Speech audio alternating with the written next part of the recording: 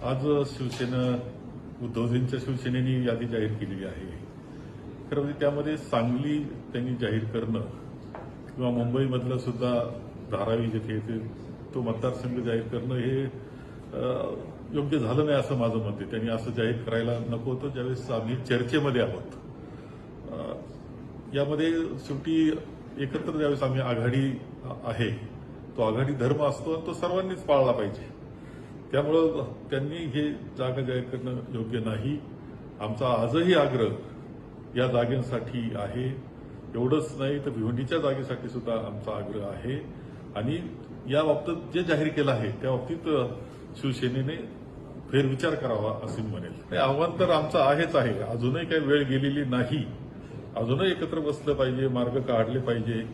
मी आता शिवसेनेने जाहीर केली यादी किंवा वंचितने आज निर्णय काही घेतला, या सगळ्यांच्या बाबतीत फेरविचार करणं आणि आघाडी म्हणून आम्ही पुढे जाणं ही काळाची गरज आहे. खरं म्हणजे वंचितने सुद्धा ते जाहीर केलेलं आहे.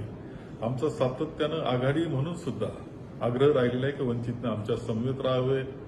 देशातला इतिहास एक वेगळ्या पद्धतीनं वळणावर आहे.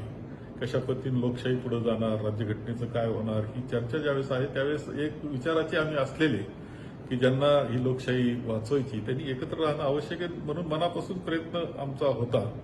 काँग्रेस म्हणून सुद्धा आम्ही त्यामध्ये पुढाकार घेतलेला होता. त्यांनी जाहीर केलेलं आहे. आता एकत्र आम्ही बसू त्यावेळेस यावर आघाडी म्हणून एकत्र बसू त्यावेळेस चर्चा होईल. ठीक आहे ना, आमचा आग्रह आहेच आहे आणि त्यामुळे दिल्लीला सुद्धा वस्तुस्थिती आम्ही कळवलेली आहे. काय परिस्थिती ही कळवलेलं आहे. विश्वजित कदम आणि काही त्यांचे सहकारी हे गेले असतील दिल्लीला, ही परिस्थिती सांगतील ते दिल्लीतून मार्गदर्शन घेतील. शेवटी आघाडी धर्म म्हणून काही गोष्टीची काळजी आम्ही तिघांनी घेतली पाहिजे आणि आमच्या मित्रांनी घेतली पाहिजे. दुर्दैवाने ती घेतलेली दिसत नाही, ही वस्तुस्थिती आहे.